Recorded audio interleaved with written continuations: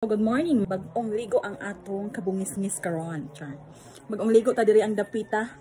Nagligo ko kay akong plano is manghilo ko sa bintana bitaw kani ba. Hiloan na nako diha kay hugaw na. Pila na kabuan pod wala pa na siya no kanang natrapuhan ba. And then dito pod sa pikas atong nang hinluan. And then dito pod sa kana diha ato po nang hinluan no. So wa man koy lingaw karon, lingawon ang atong kaugalingon nga di ta maboring. Nga di man ta boring, bitaw. Atong hinluan atong balay kay magunsa ang atong kahinlo sa atong lawas og hugaw tag balay og baho no.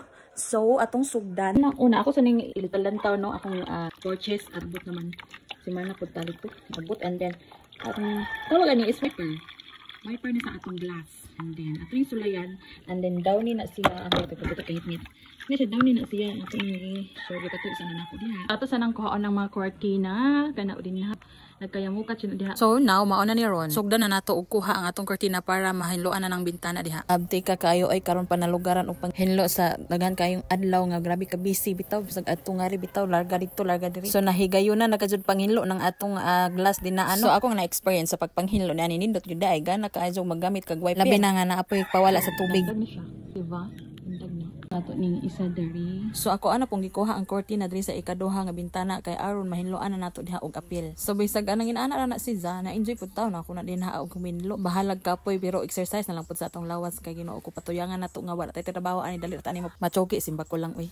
Aya sa intawon Ginoo hatagi sa kog lugway taas nga kinabuhi intawon. So mao gini atong trabaho basta naara ta sulod sa balay and wala pud tay ingon nga gipangbuhat bitaw ato hinloan ang bintana diha og anam-anam sunod ani diha na pud tas gawas kay aron malimpyo yun pud siya og dindot pud og hapsay. Tawon atong samin dinha char. Maadyo na lang magtuto atong singot dinha ano. Sus makalagot po ning wiper diri asa kanang akong nakuha ba kay ang iyang wiper bitaw para pawa sa tubig kay naay wave. Siguro sa pagkarga-karga na bitaw murag naipit ni siya silbi. Next one, this is the third windows in her living room. Kani siyang kuhaon. Kani ba? Aray.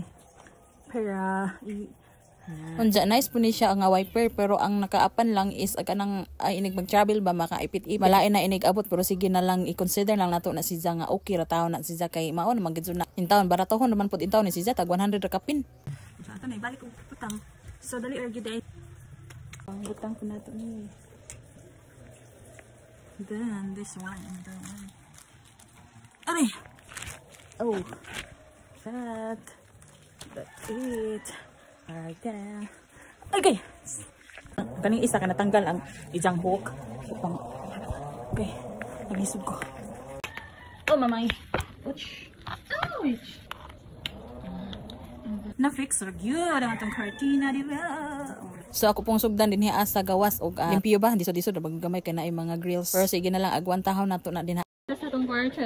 Fast forward na nato diri sa kwarto nga tungod atong pong gihinluan din na kay aron pud mapantay pud ang kalimpyo kay gilimpyuhan man nitong sa gawas limpyuhan pa nato ang atong kwarto para dili siya magmahay char. Nice ni nga pagka cravings nako karong adlaw kay malimpyo gud ang tibuok balay kay intaw na ra ba joy time nga tapulan. Well done everyone. Dari na patas gawas pa dito isa.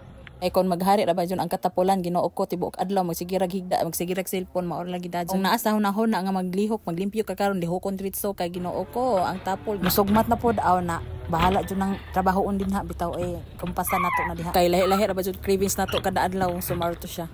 So nahuman ra jud human na diha and then the kapoy or to mga kakabungis-ngis maglawoy ta ay dili man tawag siya lawoy kaning magtuwa ko aning duha ka buok isda og atong sugdag himay ni atong alugbati na ay sitaw kaning repolyo and then ay okra mani akong isagol sa kung tinulang nga isda. Then atong isip siding duha kay maadyo na lang ni atong butangan og tinapa unyang gabi para natay sudan panihapon.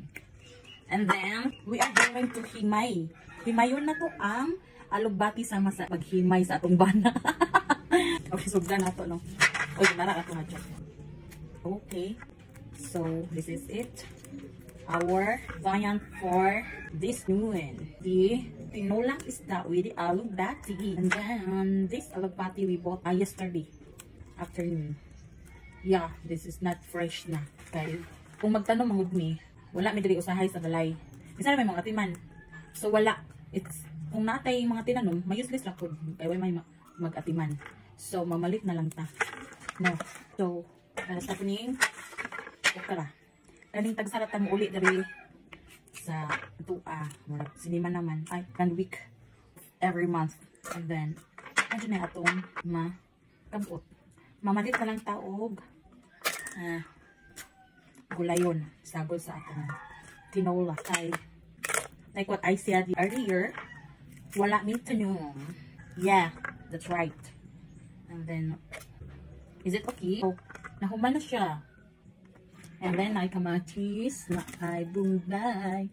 Uy, Nila na ito, makomplito atong tinula o wala ni. Bahala na ng walay tangad, basta naalang yun ni siya. Pero mas preferred na ko kung nay tangad. Mas nice po na ay tangad. So, that's it. Mag-init sa kuog tubig.